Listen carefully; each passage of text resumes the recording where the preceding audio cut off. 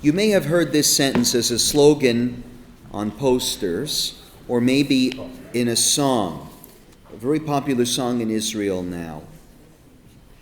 The words are Am hanetzach lo mefached miderech aruka. Tibby, do you know that song? I know the song, but I haven't sang it yet. Yeah. But you know it. Am hanetzach lo mefached miderech aruka. An eternal people cannot be afraid of a long road. The phrase was coined by Rabbi Yehoshua Weitzman. He's the leader of the Ma'alot Hester Yeshiva. During the dark days of the second Intifada, he wrote those words. He built it from two places in the writings of Rav Kook, the great Zionist rabbi, first chief rabbi of Israel. And he explained that the phrase means that in life you have to have endurance and you have to have a destination. And if you have both of those, you have to be willing to wait as long as it takes. It's actually an idea that sits at the heart of this week's Torah reading. The reading this morning, Parashat Toldot, we met two brothers who look at the future in completely different ways. Esau comes in from the field exhausted and starving. He sees a bowl of lentil stew and he says, "I'm dying of hunger, give me some of that red stuff." One meal right now matters more to him than the birthright that will shape the rest of his life and the lives of his descendants. The Torah sums up in 5 Hebrew words, Vayivez Esav et habechorah. Esau despised or rejected the birthright. He treated the future as if it were worth nothing. Jacob, by contrast, is far from perfect. He will lie, he will run, he will spend years in exile. But from the beginning, he understands one thing that Esau never does. The blessing and the covenant are not a prize you grab once and put on a shelf. They are a responsibility that you carry every single day for the rest of your life, and that responsibility comes with a very long road. The road leaves the land because of famine and comes back. The road goes down to Egypt and climbs out again. The road survives Haman and the Crusades and the pogroms and the Holocaust and now October 7th and everything that has followed. The Bible never promises that the road will be short or easy. The only promise the Bible makes is that you do not walk alone. We do not walk alone. And that the road actually goes somewhere. Last week, 83 of us walked a tiny piece of that road together in Israel. We started at Hostage Square in Tel Aviv. While we took in the symbolism of that place with all the empty chairs and the photos, the funeral of Hadar Golden, Zichrono Livracha, murdered by Hamas in Gaza in 2014, was taking place simultaneously, just a few kilometers away. And then a few hours later, news broke that another hostage's body had been released. We walked through streets where Iranian missiles had hit only a few months earlier. Entire sides of apartment buildings were sheared off, with balconies hanging in the air and children's bedrooms open to the sky. We met lots of old friends, former Shinshanim from Beth Tikvah and elsewhere in Toronto who are now serving in uniform. Amazing to see them. They recognized us immediately and ran over and we hugged like family. We worked, sorting food for displaced families, packing supplies on army bases, harvesting crops, pruning olive trees in fields where the farmers themselves are still in reserve duty. On the northern border, we visited moshavim that remain 90% vacant, places that used to be filled with children and music that now feel like ghost towns. We heard story after story of unbelievable bravery from October 7th and from the past year on the northern front. And then in one of those empty communities, we formed a circle with the few families who have stayed, and we danced together. For 20 minutes, the North felt alive again. That was my personal highlight of the entire trip. Everywhere we went, we saw the same pattern: destruction right beside rebuilding, grief right beside joy. On one particular evening, we hosted soldiers of the Israeli Defense Force at a big barbecue party, lots of food, and a great DJ. Hundreds of young soldiers, many of them the same age as our own kids, danced with a happiness that felt almost defiant. We had come to lift their spirits, but they ended up lifting ours. A soldier I had just met grabbed my hand while Am Yisrael Chai played in the background, blasting, and he asked me to look around, and he said, "Look, we are still here, and we're still dancing." That is the difference between Esau and Jacob. Jacob wrestled all night with his brother, with himself, with God, and walked away limping. He carried the scar of his struggle throughout his life, but the Torah's insistence is that he kept moving forward. We are not the people whose vision is limited to immediate satisfaction, willing to surrender a future for a bowl of stew. We are not the people who allow our hope to be dictated by the speed and superficiality of a news cycle. We are the people of generational resolve. Am hanetzach lo mefached miderech aruka. An eternal people cannot be afraid of a long road.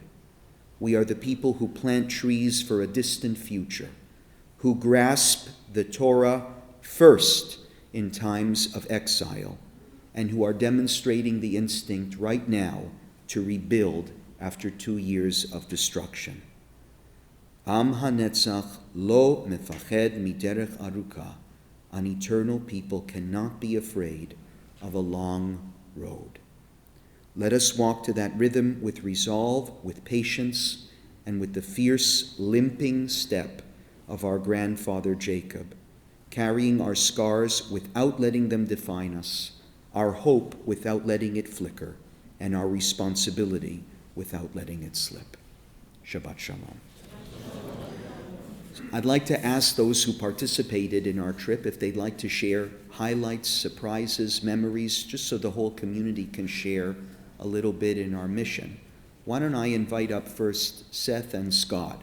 One of the interesting things about our mission is that among the 83 participants were 11 members of the Church of Jesus Christ of Latter-day Saints. It was the first time that Birthright Volunteers sponsored an interfaith mission to Israel, and I think that that group of 11 experienced a lot of surprises on the trip. I asked them if Seth and Scott are still here in town, even though they live in Washington, and I asked if they could share a few words with you today about the trip, and I'll ask a few other participants if they want to share some surprises as well.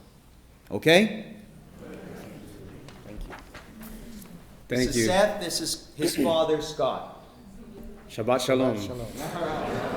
Thank you so much for the opportunity to be able to share a little bit from this trip. It was an absolutely wonderful trip, and I'm so grateful that I had the chance to be able to go. I wanted to go on this trip because I felt a deep pull to visit all of the Christian sites that I had learned about all my life. the places where foundational moments of my faith have unfolded. I hoped to walk the ancient streets, to stand in the landscapes where Scripture comes alive, and to deepen my own spiritual connection.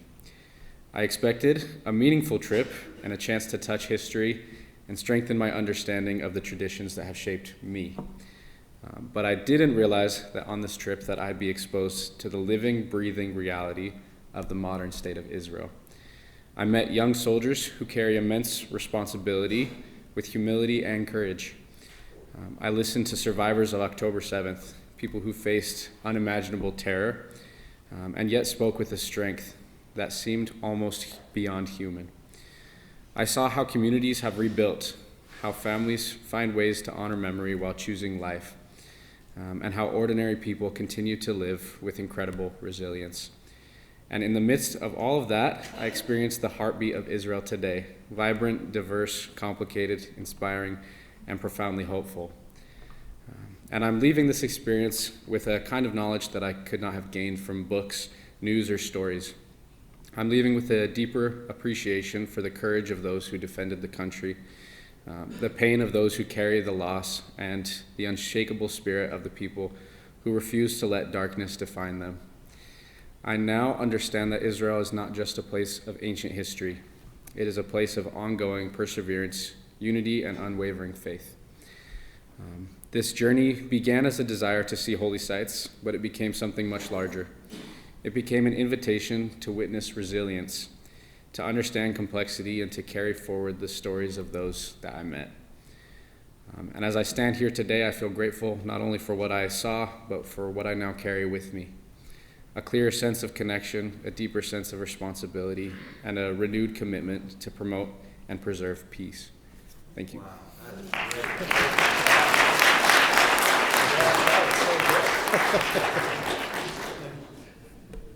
Hi, I'm Scott. Probably won't be as good as that, but what I got from this trip is an increased desire and the knowledge to love God and to love our neighbors.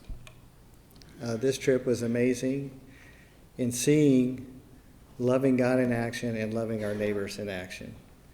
And as Rabbi Grover mentioned earlier, some of these experiences, I'd like to touch on a couple as well. One of the highlights for me personally was being at the Nova site that is a memorial for the October 7th atrocities. And we got to hear from a survivor and his story. And the reason why him and others were able to survive was because of an Arab man who hid them and provided them food and risked his life to help a neighbor. We also heard from a young man whose father had died in a car attack. His name is Nathanael, and some of his other family was in that car as well. And I got to talk to him one-on-one. And the reason why his younger sibling survived, because after the attack, it was a drive-by attack on this vehicle, and it had flipped over. Another Arab family saw that there were children alive in this car and also risked their lives to help save these young children. Rabbi Grover also mentioned how we went up to the north to the Druze neighborhood, and we did offer service by doing some landscaping, but I think the service that was most important to them is just that we visited, and they knew they had somebody that cared for them and thought about them, which meant a lot more than that landscaping. And lastly, I would say I'm eternally grateful for the love and support and invitation from you all to come on this trip, and the friendships you offered, the conversations we had, and the friendships built. And that was another way of loving your neighbor. And to watch your faith in action gave me an appreciation to love God more as well. And I'm thankful for Rabbi Grover and his love and invitation and being a good neighbor to us and inviting us into your home. And all I can say is God is good, and in his sermon how you're not alone, you have many friends, and you can count the Church of Jesus Christ of Latter-day Saints as a friend to you all. And if there's any service to be done, I know they will answer the call to help you in whatever service that may be needed. Thank you. Shabbat Shalom.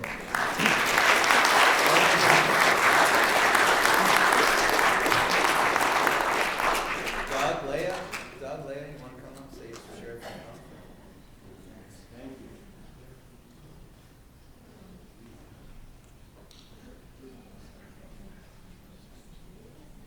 Alan, you want to say something?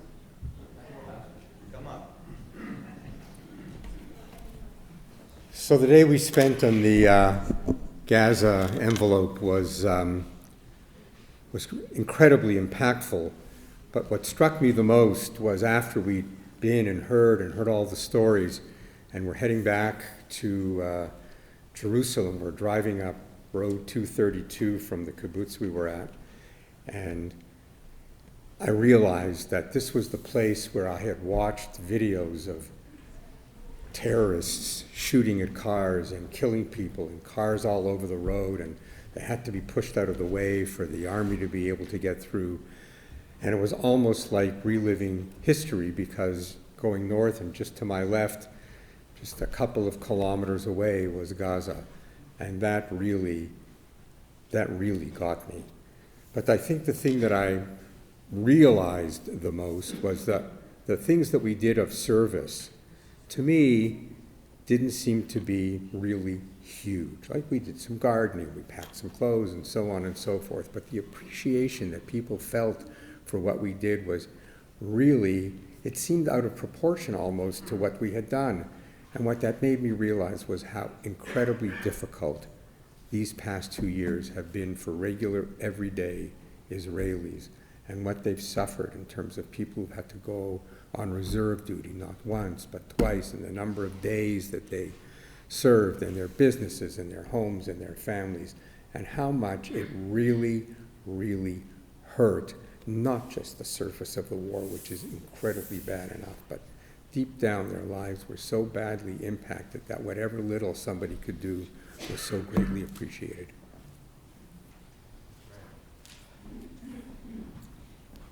I didn't prepare anything, but a lot has been said already, and all the things that Rabbi Grover said, and Scott and Seth and Doug. It's all true. And it's all the feels that I'm having as well. The one thing that really struck me on this trip was we were a very diverse group, and I was very excited about that. I didn't quite know how what that was gonna feel like at the end of the trip, but we had a lot of people, not only who were not Jewish, some who were recent converts, some who had never been to Israel before but were Jewish, and that also, I should say, the age range was, I think, down from 20 up until about 80. And all of that combined made something that was extremely, extremely unique and more impactful than I would have imagined. And we really had this opportunity to see Israel through each other's eyes.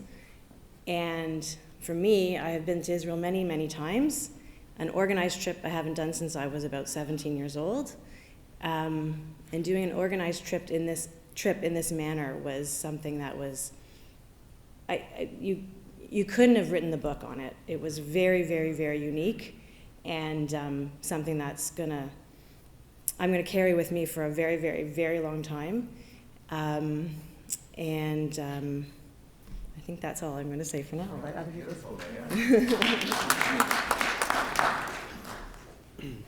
A fantastic trip. Again, want to thank Rabbi Grover for organizing, Birthright volunteer group, and Mizrahi Canada. Really, really special trip. Got to share a birthday with my friend Andy behind me while I was on that trip, and my wife had just turned 50 recently, which is the reason why we thought it was a good idea to go.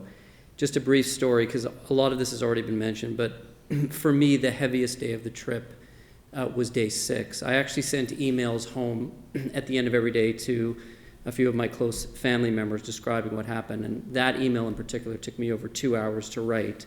We had visited the car, what some people call the car cemetery, which is where they took all the cars that had been abandoned on Road 232, and the organization Zaka had to clear each car to make sure that they collected all for proper burial. And so we saw that, and then we went to the Nova site and heard the story that Scott described about one of the survivors. And at that Nova site, there was actually a sofer that was writing a Torah scroll, and some of us were able to go in, say a bracha, and he did a Misha Berach for us and our parents as he wrote a new letter.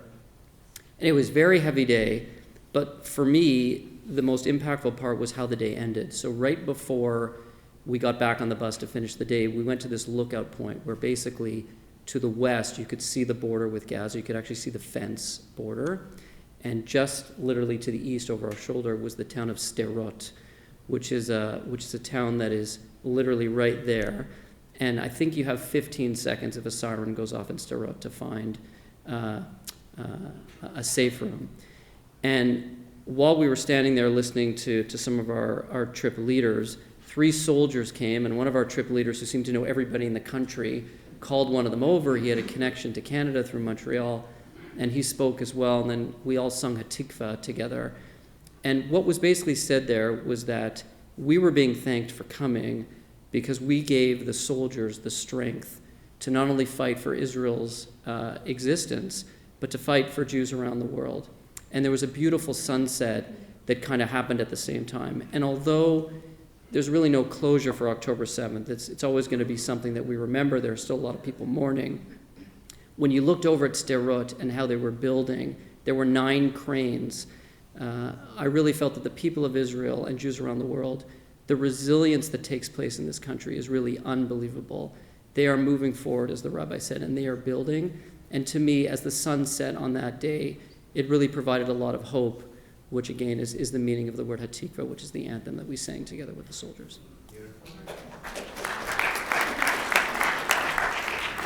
Good morning, Shabbat Shalom. I'm going to add a little bit of humor first, because we've had some heavy stuff, and there was a lot of heavy days on the trip. I set out on a 10-day trip expecting to lose some weight. I thought, we're going to do a lot of steps. We're going to be doing some serious work. And yet, I did not lose any weight. Rabbi Grover seemed to be fattening us up for something. Buffet after buffet, falafels, you name it. Oh my goodness, I could have gained 100 pounds there. Just echoing what's already been said, I'm one of the new converts that went on this trip. This was my first trip to Israel. And I can't tell you how much it strengthened that decision. It connected me to my new adopted roots. It was a very moving experience. There was something I was going to say, and I've absolutely forgotten it now. Bear with me. What was I going to say? Oh, aside from the stories, I would say one of the things that I take away from this is some very strong, deep relationships that we've built amongst the community, members of this community at Beth Tikvah, amongst other shuls in Toronto and beyond, to be able to sit on the bus and have those conversations and talk about everybody's journey to Judaism, to Latter-day Saints, getting a sense of their journey. Those relationships really will last a lifetime. And I think you've seen a lot of us this morning greeting each other as if we hadn't seen each other in years. It's been 4 days, and we all seem to miss each other already. So I think that is one of the things that I'll take away, is that relationship, those relationships, and a deeper connection to Judaism. Thanks.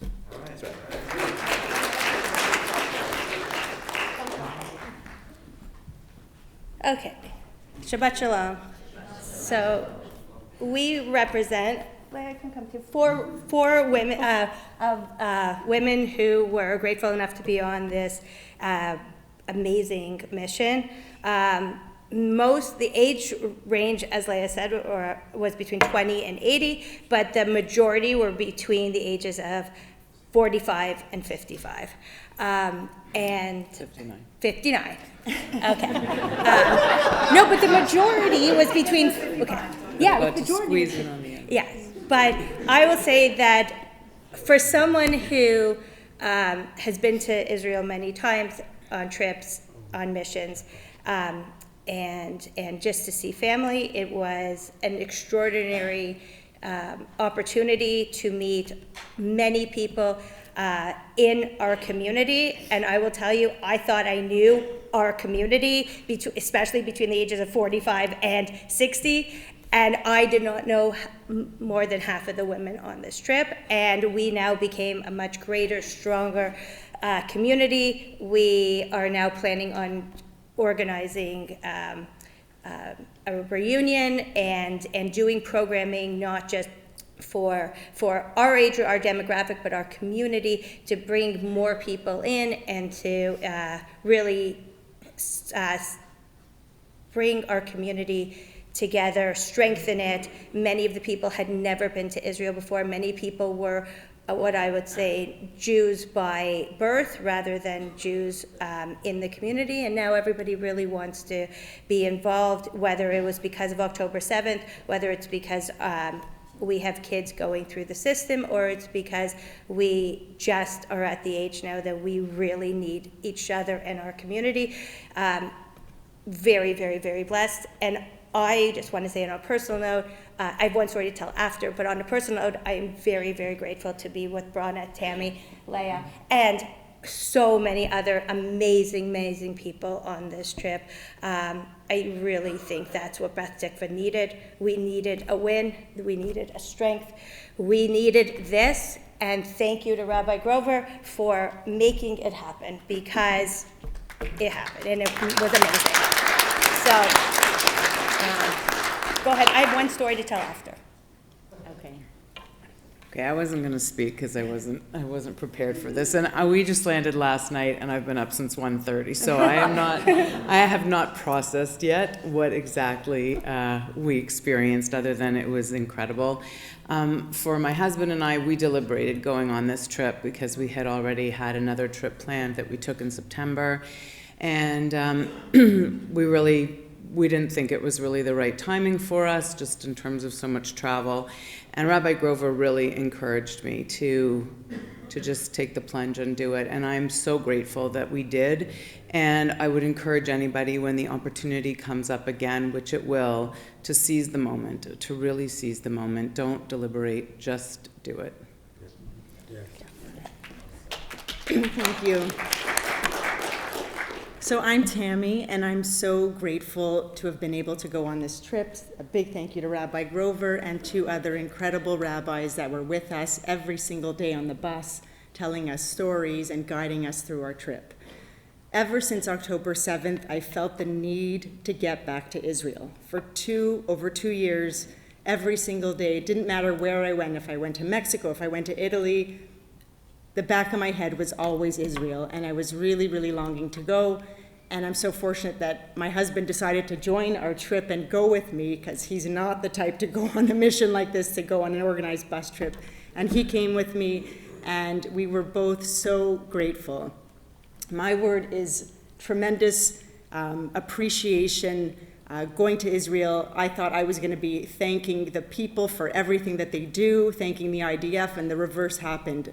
Every single place we went, every restaurant we went to, people kept thanking us. Even at the night that we were with the soldiers, I got all emotional because they were thanking us for giving them strength, and I wanted to thank them for everything that they did. I'll quickly speak just a couple of things. Of course, a huge highlight was seeing Noga and Yoav. They are incredible, special human beings that ran to our hotel. They waited for us as soon as we got there. They walked with us to the market.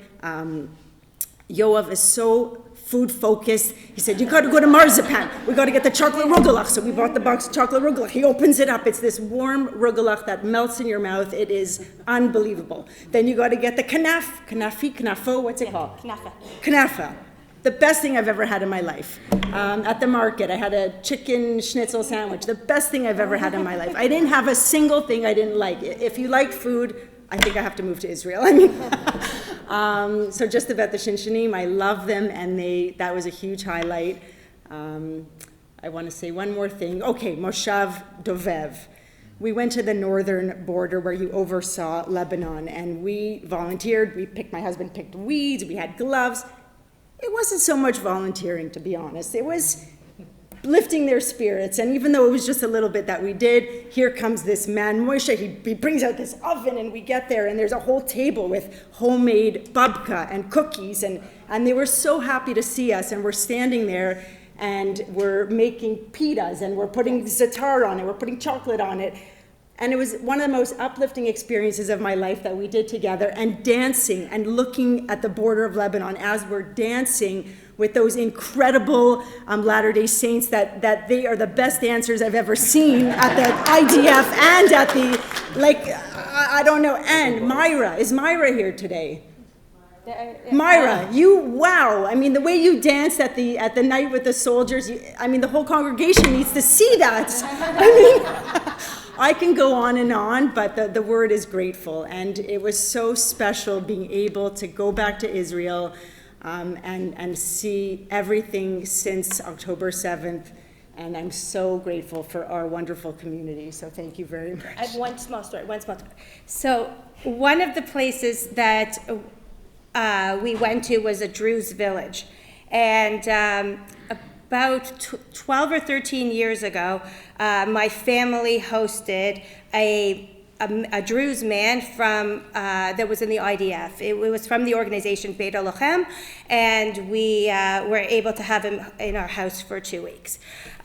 So every time we go back to Israel, we make it a point to see him.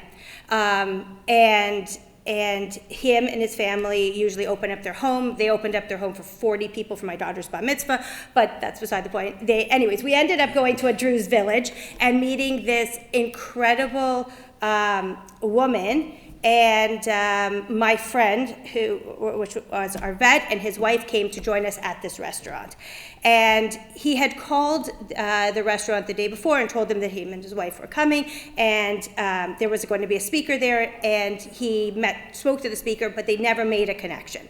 When we got to the restaurant, he walked into the restaurant, and he sees this man who was one of our speakers, and who is, he's the Druze is America, like he's the representative to the Druze or something, and he speaks all over the world on trying to make connections with Israel and the Druze, and trying to make connections in forming relations.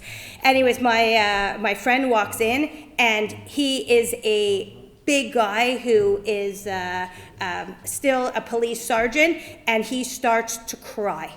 And I said to him, "Are you okay?" And he said, "The man who walked in, who's the speaker tonight, his brother and I fought in the IDF together, and his brother was killed.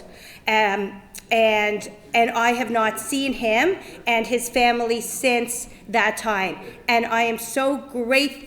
I miss this man so much, and I am so grateful that I was able to speak or see the brother."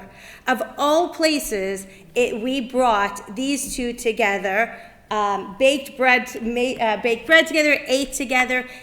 This woman who owns the restaurant it's the first kosher Druze restaurant in the world, and she opened it, made it kosher because her son was in the IDF, and she wanted to bring food for the soldiers during October 7th, and her restaurant had no people because everybody was busy with October 7th. So she brought hundreds of meals to the front lines, and many of them, the people on the front lines, didn't eat it because it wasn't kosher.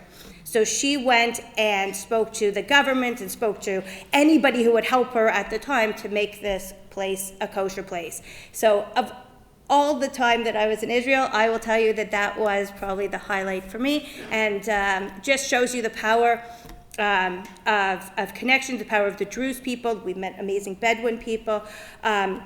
And it just brings us full circle because next week we are bringing in the Peace of Mind vets, and I am so excited. My family's hosting 2 of them, and Bronna's hosting 2 of them, Leia's hosting 3 of them, Rabbi Grover's hosting a couple of them. I don't know if anybody else here is, but it's going to bring it full circle that next time we go back to Israel, we're going to have more family and more people to make connections for. So.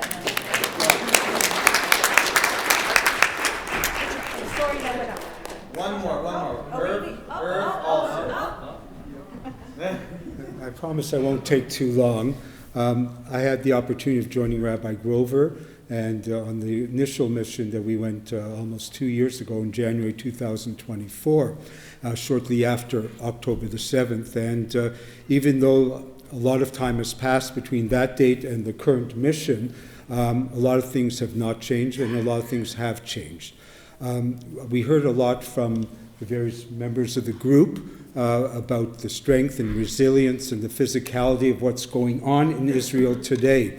But I was reminded, going to circle right back to Scott and the Reverend and their words, and what brought them to Israel, and also what Rabbi Grover said, that of all the things that I saw then and I saw this time, one person stood out most who spoke to us. I heard him the first time we were in Israel, and now again I heard him live, and that is Rav Dov Perez, the head of Mizrahi worldwide.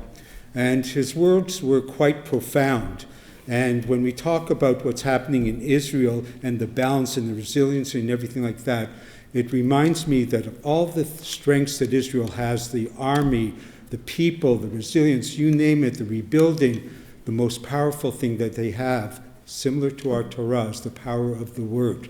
And if you heard Rav Dov Perez speak, you had to be blown away. And I've heard him twice live speak. And remember that the first time we heard him speak, his eldest son, who was a tank commander, they didn't know where he was. He disappeared on the first day in October the 7th. They didn't know he was alive or dead, but he had the strength to come speak to us and pass on words for us, and I'll leave why he passed these words on for a moment.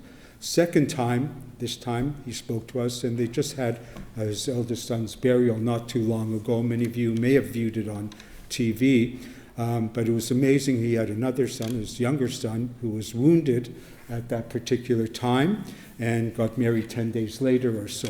So his words were very profound for a number of reasons. I'm not going to repeat them, because if you have the opportunity to go online, YouTube or someplace else, and listen to him speak, it is amazing. And no matter whether the strength of the armies in Israel, the strength of the people in Israel, the strength of the very country, the ground itself, but what's more important is the strength of the word. I thought that we were going on a mission both times to help the people, to show them that we supported them, but I realized after hearing Dov Perez speak, Rabbi speak, and not only speaking, but speaking directly to having the opportunity to speak to him, that our mission was actually not in Israel, but the mission is here when we come back. The power of the word is really what's important, that we have a message to, not to us, we're the choir that already is here listening to all these things, but to our children and our grandchildren, our great-grandchildren, who we have to tell them about the land, the people, and make sure that that connection. I have a sign in my office that I keep on there that says, I don't live in Israel, but Israel lives in me. Thank you.